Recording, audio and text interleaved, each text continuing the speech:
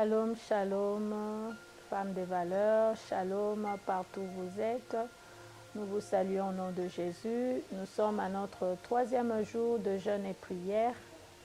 Et en ce 3e jour, toujours dans notre sous-thème, l'âme transformée sous l'influence ou sous la puissance du Saint-Esprit.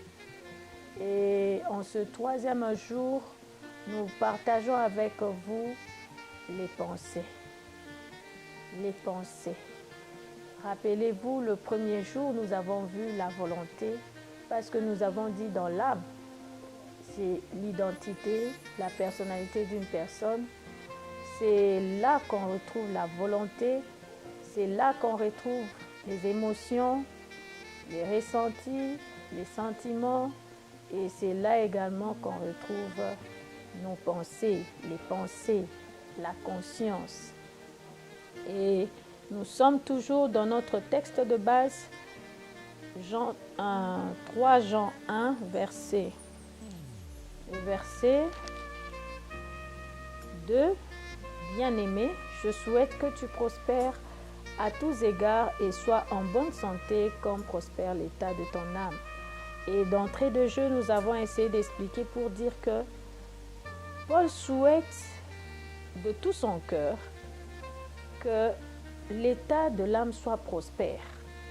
Et en disant cela, il est relie à la santé, au corps physique, et il est relie aux différents domaines de nos vies, les domaines beaucoup plus précisément matériels. Et de là, nous comprenons aussi qu'en l'homme, il y a 3 parties. Il y a le corps physique, il y a l'esprit et il y a également l'âme. Là, nous le voyons dans le livre de 1 Thessaloniciens, au chapitre 5, le verset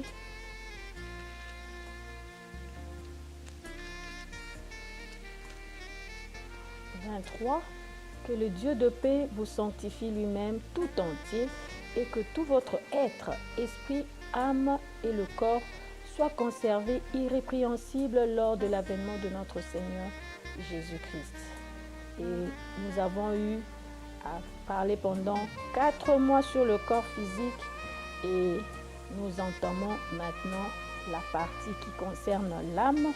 Et dans l'âme transformée, le Seigneur nous a emmenés à pouvoir parler de la volonté, parler des émotions. Et aujourd'hui, en ce 3e jour, il nous parle des pensées. Et nous sommes dans le livre de 2 Corinthiens au chapitre 10. Nous allons lire le verset 4 jusqu'à 5. 2 Corinthiens 10, verset 4 jusqu'à 5, je lis au nom du Seigneur. Car les armes avec lesquelles nous combattons ne sont pas charnelles, mais elles sont puissantes par la vertu de Dieu pour renverser des forteresses, par la puissance de Dieu, par le Saint-Esprit, pour renverser des forteresses. Nous renversons les raisonnements et toute hauteur qui s'élève contre la connaissance de Dieu et nous emmenons toute pensée captive à l'obéissance de Christ. C'est là où le Seigneur veut nous emmener ce matin. Que nos pensées soient captives, obéissantes à Christ. Et c'est là par la puissance du Saint-Esprit. Parce que nous avons vu dans Romains 6, verset 16, où il est écrit, Romains 6, verset 16, nous sommes appelés à être esclaves de Christ, nous qui sommes nés de nouveau, nous qui avons cru en Jésus-Christ comme Seigneur et Sauveur, nous sommes appelés à l'obéissance de notre Dieu, sinon nous sommes esclaves de l'ennemi. Il est écrit dans Romains 6, verset 16,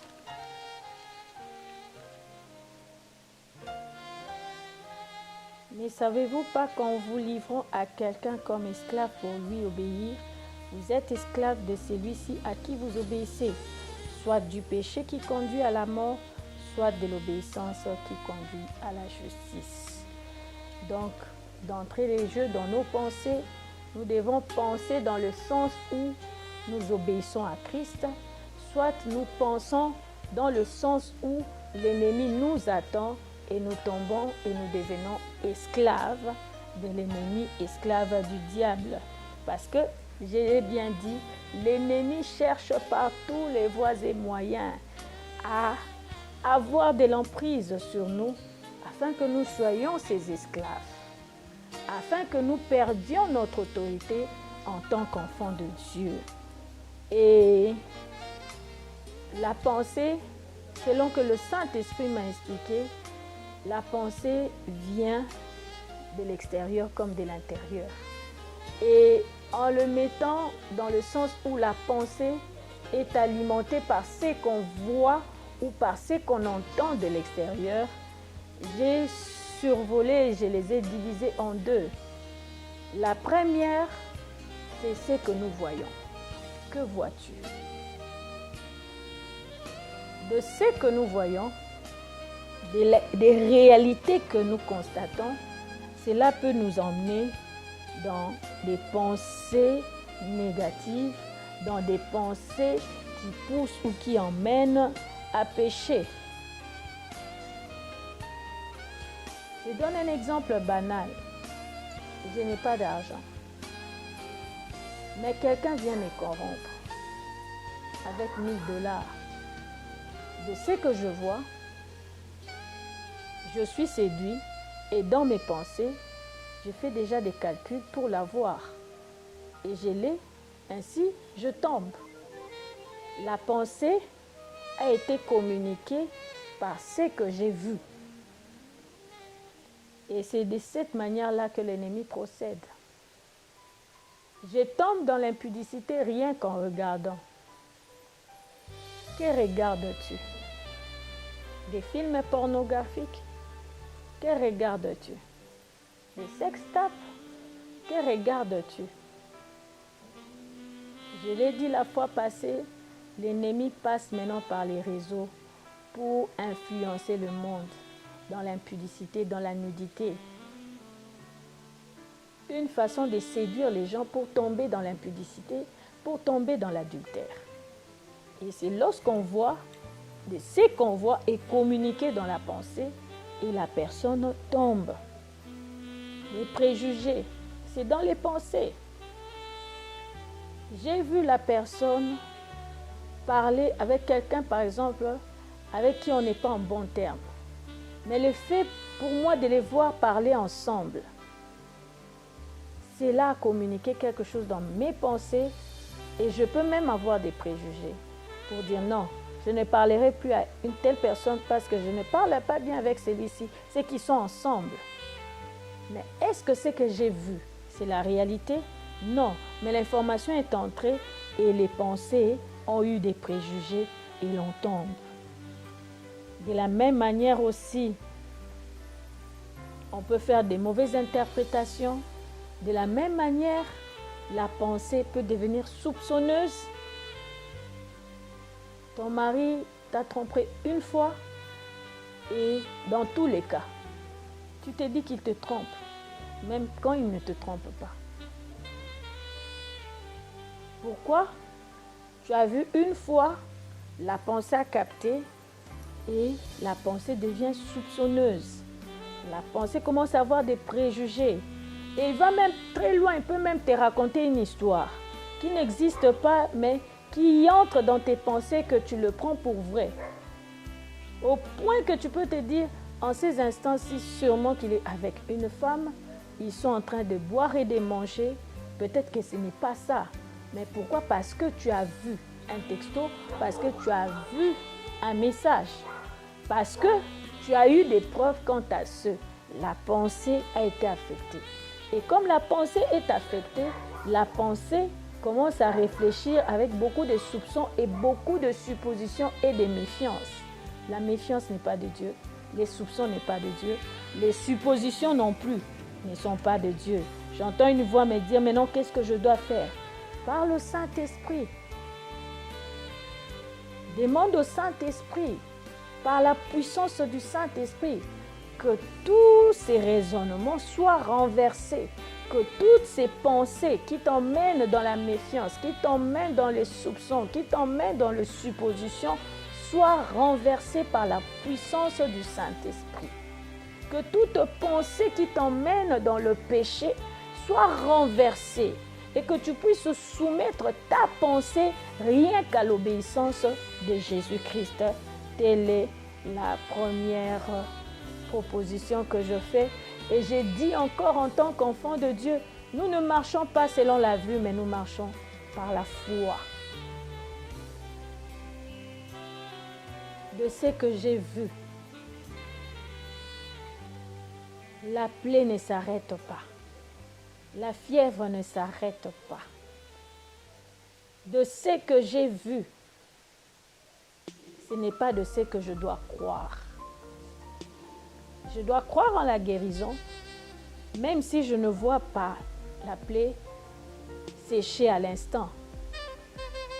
Je dois croire à la guérison et ne pas regarder à la plaie. C'est ça notre marche en tant qu'enfant de Dieu.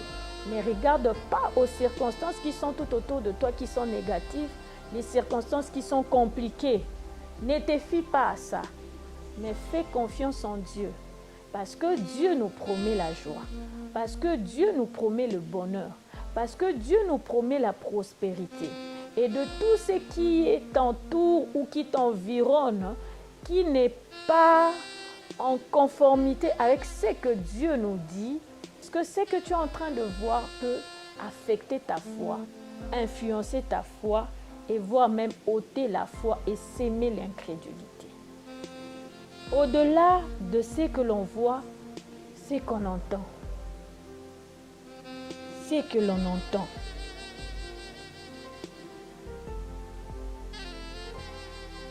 Le Saint-Esprit m'a montré l'image actuelle et c'est souvent dans des films. Nous remarquons que lorsque quelqu'un donne conseil à l'autre, c'est plus dans le sens d'un mérite, dans le sens où tout dépend de toi-même, homme. Tout dépend de l'être humain de faire quelque chose. Si tu le veux, tu peux. Il suffit juste de fournir des efforts. Il suffit juste de travailler. Travaille en toi. Travaille pour gagner. Travaille pour réussir. Sans pour autant mentionner que ta vie dépend de Dieu. Sans pour autant mentionner que ta vie dépend de celui qui est là-haut, le Créateur de toutes choses. Et le Saint-Esprit était en train de m'expliquer comment est-ce que le diable est en train de séduire le peuple de Dieu dans ce sens-là. Je ne prêche pas l'oisiveté, je ne prêche pas aux gens de ne pas travailler. Je prêche aux gens de travailler, mais tout en sachant qu'il dépend de Dieu et non de lui-même. Il ne dépend pas de ses efforts, mais de Dieu. Il y a la part de l'homme, il y a la part de Dieu. L'homme sans Dieu ne peut rien. Mais dans ce que l'ennemi veut faire vulgariser, c'est de faire croire à la personne que c'est toi-même qui dirige ta vie. Et lorsque l'homme croit déjà que c'est lui-même qui dirige sa vie, la pensée est conduite dans l'incrédulité. La pensée est conduite dans l'incrédulité où on ne croit plus en Dieu, mais on croit en nos mérites, en nos efforts. Tout ça vient de ce que l'on entend. Tout ça vient de ce que l'on a lu. Tout ça vient de ce qu'on nous offre dans les YouTube, dans les Facebook, dans les partages d'expériences, parce qu'ils passent aussi au travers des réseaux. La deuxième des choses de ce que l'on entend, ici, je ne sais pas pourquoi le Seigneur insiste à ce que je puisse parler aux femmes mariées, voire même aux femmes divorcées, voire même aussi à certains fiancés ou bien qui a eu une histoire de fiançailles, qui a connu une déception, il y a certaines paroles qui ont été dites de la part du prétendant ou encore de la part de conjoint. Des paroles pas bien, des paroles qui blessent, des paroles méchantes. Mais souvent, ces paroles-là, on ne les oublie pas. On les garde dans nos pensées. Et ces pensées-là développent quelque chose en nous de négatif.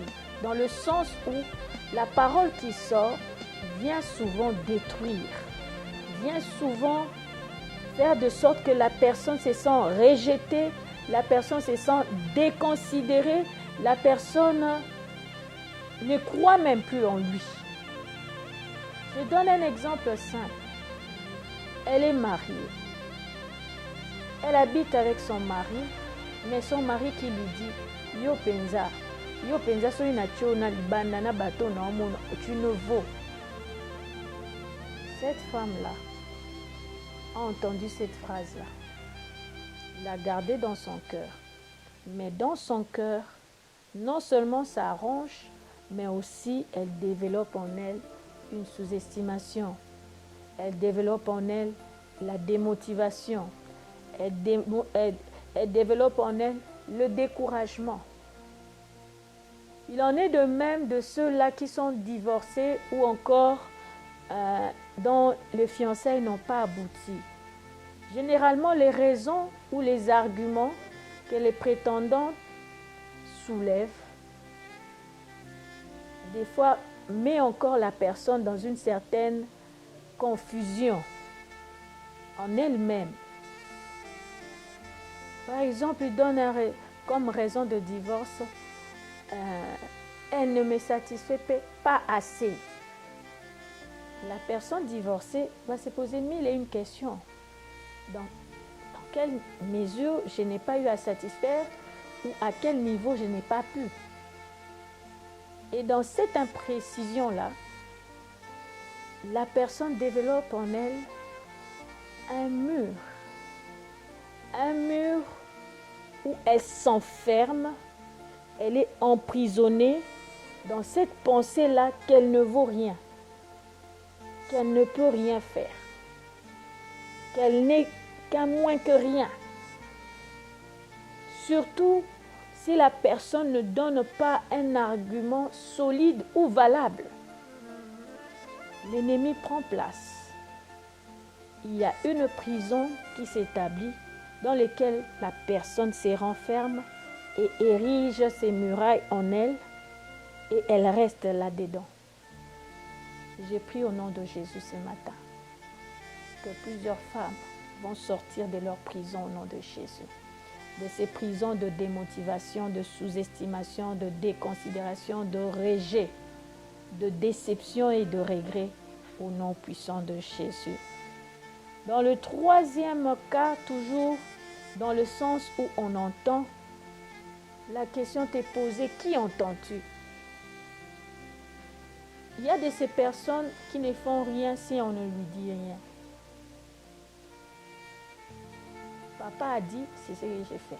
Maman a dit, c'est ce que j'ai fait. Mon frère a dit, c'est ce que je fais. Ma soeur a dit, c'est ce que je fais. Ma femme a dit, c'est ce que je fais. Télécommandé, téléguidé par ce qu'on lui dit, de ce qu'il entend. Il y a de ceux-là même, par ce qu'il a entendu dans le milieu de ses amis et de ce qu'il fait. Toi, tu ne sais pas. Il faut qu'il ait boyé. De ce qu'elle entend, elle applique.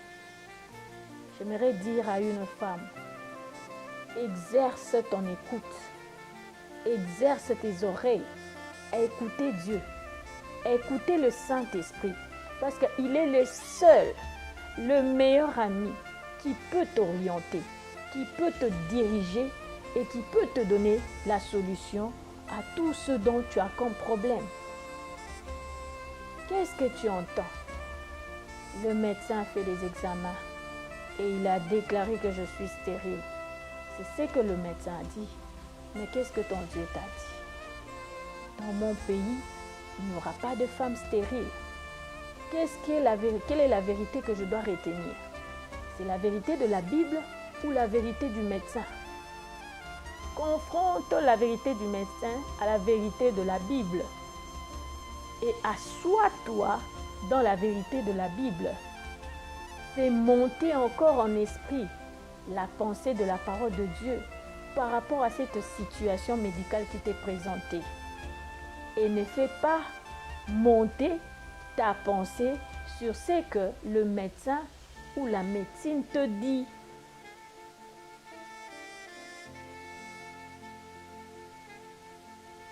La quatrième position, c'est il y a de ces gens qui entendent des voix. Une voix que personne d'autre entend, que lui seul entend. Je me rappelle, à ma 3e grossesse, le Seigneur m'avait donné une date du 12 septembre. Il m'a dit que c'était le jour de la victoire par rapport à ma grossesse parce que j'avais connu beaucoup de complications et que je verrai ce qui va arriver après et que physiquement, j'aurai des symptômes d'une femme enceinte. Et j'avais complètement oublié la date du 12, mais la nuit du 11 au 12, curieusement, vers 1h du matin, je n'avais plus sommeil. Je me réveille la nuit, je sursaute. J'entends une voix qui me dit « Yu osa azemite ». En français, tu n'es pas enceinte. J'ai entendu une voix audible, j'ai eu peur. Quand j'ai eu peur, j'ai entendu maintenant une voix qui est venue avec la paix pour me dire « Je t'avais dit, je t'ai accordé la victoire et aujourd'hui, c'est le jour de ta victoire. » De la même manière, le Saint-Esprit nous parle. De la même manière, l'ennemi aussi trouve une brèche pour venir parler à notre âme, dans notre pensée, dans notre conscience. Et lorsque tu es une de ces personnes qui a l'habitude d'entendre des voix négatives, des paroles négatives, tu entends une voix qui t'annonce des paroles négatives, prends autorité sur cette parole, renverse-les au nom de Jésus. Je me rappelle d'une personne qui me disait, à chaque fois qu'il entendait une voix lui parler négativement, il le renversait aussitôt par une autre parole.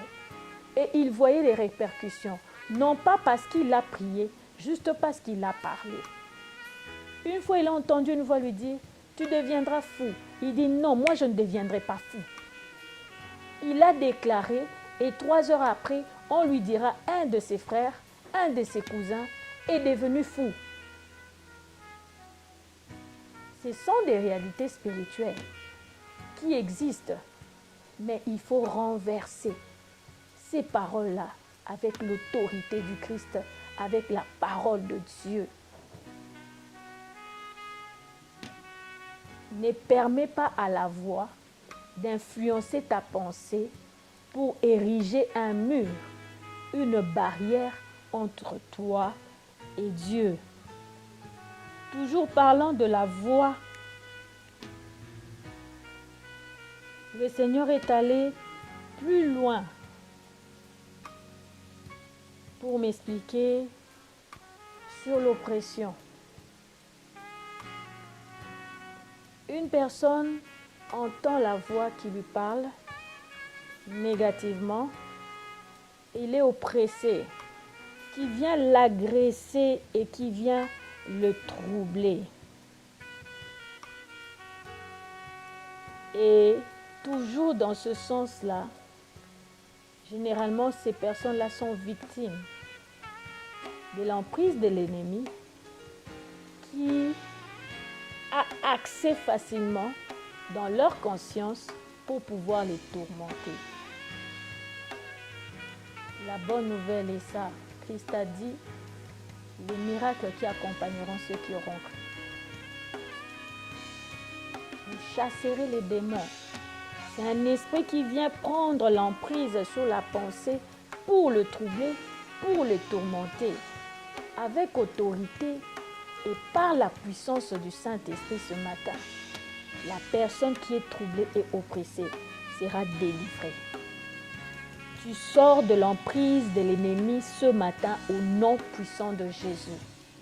Parce que la Bible nous le dit, dans 2 Corinthiens 10, c'est par la puissance du Saint-Esprit. La puissance de Dieu, c'est la puissance du Saint-Esprit que nous renversons les forteresses. Nous renversons les oppressions. Nous renversons les esprits qui prennent l'emprise sur la conscience pour pouvoir oppresser. Et l'Éternel est allé encore beaucoup plus loin. J'ai dit, Seigneur, de tout ce que vous êtes en train de me dire, je ne vois des exemples concrets dans la Bible.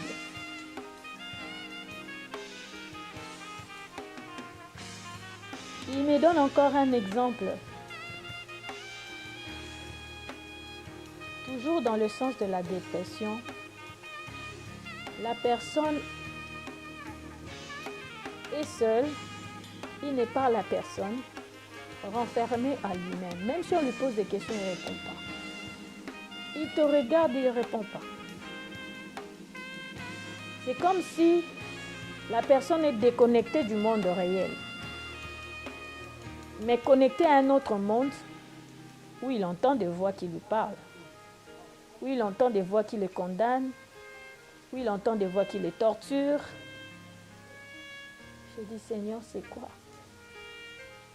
Il m'a envoyé dans le passage de Marc 9.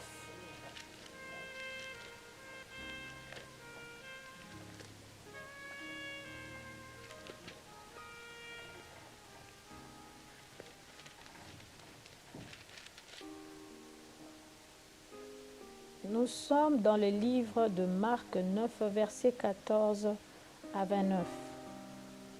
Lorsqu'ils furent arrivés près des disciples, ils virent autour d'eux une grande foule et des scribes qui discutaient avec eux. Dès que la foule vit Jésus, elle fut surprise et accourut pour le saluer. Il leur demanda, sur quoi discutez-vous avec eux? Et un homme de la foule lui répondit, Maître, j'ai emmené auprès de toi mon fils qui est possédé d'un esprit muet. Selon la version Louis II, d'un esprit muet. Dans d'autres versions, on parle d'un esprit impur. En quelques lieux qui le saisissent, il les jette par terre. L'enfant écume, graisse des dents et devient tout raide. J'ai prié tes disciples de chasser l'esprit et ils n'ont pas pu. L'Éternel dit, race incrédule, leur dit Jésus, jusqu'à quand serai-je avec vous? Jusqu'à quand vous supporterai-je? Emmenez-le-moi. On le lui emmena. Et aussitôt que l'enfant vit Jésus, l'esprit l'agita avec violence. Il tomba par terre et s'est roulé en écumant. Jésus demanda au Père, combien y a-t-il de temps que cela lui arrive? Depuis son enfance, répondit-il. Et souvent l'esprit l'a jeté dans le feu, dans l'eau, pour le faire périr. Mais si tu peux quelque chose, viens à notre secours. Aie compassion de nous. Là, c'est la voix d'une femme qui pleure pour son enfant, sa fille ou son fils. Actuellement, peut-être aussi c'est la voix d'un homme qui pleure pour sa femme. Peut-être aussi c'est la voix d'une femme qui pleure pour son mari qui se retrouve dans ce cas. Et en lisant ce texte, c'est là où le Seigneur m'a fait comprendre dans le cas de dépression où la personne ne parle à personne. Il ne répond à personne, il ne bouge pas, il est dans son coin, il est dans un autre monde, dans sa conscience, où il voit des choses, il entend des choses, il subit, mais ne sait l'exprimer à l'extérieur parce qu'il y a cet esprit muet. Quand on dit esprit muet, on a tendance à croire que c'est seulement le mutisme, la bouche, qui ne parle plus. Mais ici, l'esprit muet représente, selon ce que le Saint-Esprit m'a révélé, le fait que la personne est déconnectée du monde réel. La bouche, les yeux, les nez, tout ce qui lui donne l'information pour l'extérieur est bloqué. Et c'est ce qui se passe avec la personne qui connaît la dépression dans toute sa conscience, ne fait pas des crises en épilepsie, mais il reste dans son coin. Des fois, il ne mange même pas. Mais il voit des choses, il entend des choses, il subit des choses. Bien souvent, nous avons entendu des gens dire « Ben, Kozwanga, Bozomonate, ils sont venus me chercher. » Il voit des choses que vous ne voyez pas, il entend des choses que vous n'entendez pas, il subit des choses que vous ne comprenez pas. La personne était très joyeuse, on le réduit en silence. On l'a condamné à quelque chose, de telle sorte qu'il est réduit en silence. De la même manière, il y a de ces gens qui subissent maintenant des crises épileptiques. À la crise épileptique, l'esprit muet vient, c'est vrai, les déconnecter du monde réel et l'emmener au-delà de sa volonté. Prendre sa conscience, l'emmener ailleurs, lui faire des choses que lui-même ne comprend pas, que lui-même ne saisit pas. Et vous entendrez dans des témoignages, la personne qui était épileptique, il vous dit, et quand je faisais mes crises, je me retrouvais dans la forêt, je me retrouvais dans un village, je me retrouvais dans les eaux. Là, il y a un esprit humain qui vient avec autorité prendre possession de la pensée, de la conscience, l'emmener où il veut, comme il veut, à des instants bien précis que lui-même il détermine. Ça ne dépend même pas de la personne, mais ça dépend de celui qui commandite toutes ces choses. De la même manière, nous sommes aussi dans la folie et la schizophrénie. Toujours cet esprit muet qui bloque la personne avec le contact réel, mais qui lui fait croire que ce qu'il voit, ce qu'il touche ou ce qu'il entend est réel.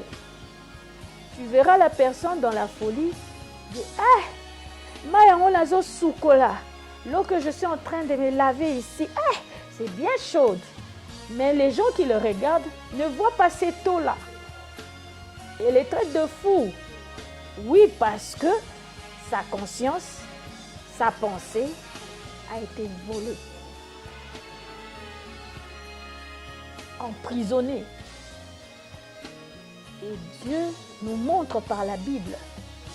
On lui a posé la question, comment est-ce que nous n'avons pas pu?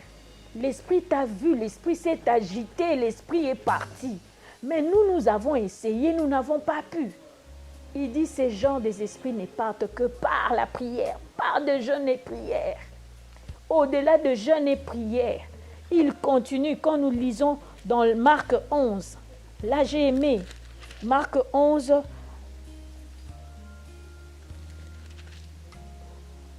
le verset 22. Jésus prit la parole et leur dit, ayez la foi en Dieu. Les apôtres, devant ce qu'ils voyaient, ils n'avaient plus la foi. La pensée doit être alimentée par la foi. Ayez la foi. Ayez la foi, il continue, je vous le dis en vérité, si quelqu'un dit à cette montagne, ôte-toi de là, jette-toi dans la mer, et s'il ne doute point dans son cœur, mais croit que ce qu'il dit arrive, il le verra s'accomplir. Il le verra s'accomplir. Et moi, je crois fermement ce matin que c'est Dieu-là qui a délivré l'épileptique est réel, est présent.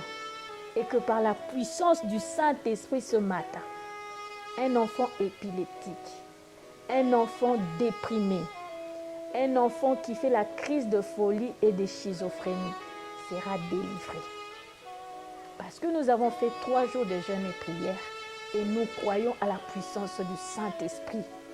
L'Esprit de Jésus en nous délivre de tous ces maux, délivre de toutes ces oppressions, délivre de toutes ces dépressions, délivre de la schizophrénie, de la folie, délivre de l'épilepsie. Oh, avant j'avais peur de ces choses, mais maintenant j'ai compris que ce n'est rien au-devant de la face du Seigneur. Il est allé encore plus loin pour me faire comprendre que certaines maladies peuvent être décrites scientifiquement. On cherche à guérir la personne, mais la personne ne trouve pas toujours la guérison. C'est là où intervient encore le domaine de l'esprit. Et le Saint-Esprit me pose la question de savoir, quand tu bouges tes mains pour prendre quelque chose, qu'est-ce qui le commande? Quand tu clignotes tes yeux pour regarder à gauche et à droite, qu'est-ce qui le commande? Qu'est-ce qui commande ta bouche? Qu'est-ce qui commande tes oreilles? Qu'est-ce qui commande tes organes internes? Et le Saint-Esprit me faisait voir que tout était raccordé dans la conscience et dans la pensée.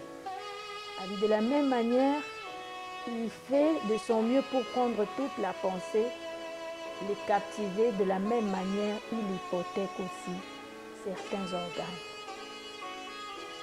Un enfant qui était né normalement, après un temps, ne parle pas.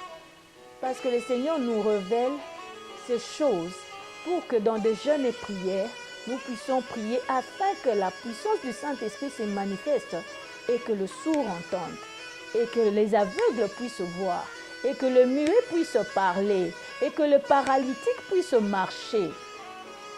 Je déclare ce matin,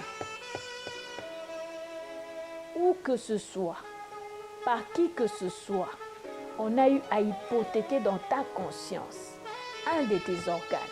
Il lâche prise au nom de Jésus. J'ai fait appel au droit de rachat par le sang de Jésus. Je récupère les organes. Je récupère les organes qui ont été hypothéqués au nom de Jésus. Je brise leurs alliances au nom puissant de Jésus. Si ces organes ont été pris, hypothéqués et détruits, je viens déclarer, la parole de Dieu nous dit, voici je fais toutes choses nouvelles. Il est celui qui remplace ce que les sauterelles ont dévoré. Il vient remplacer chaque organe par un nouveau organe au nom puissant de Jésus. Je le déclare tel que je crois, tel que cela arrive au nom puissant de Jésus. Que Dieu bénisse sa parole.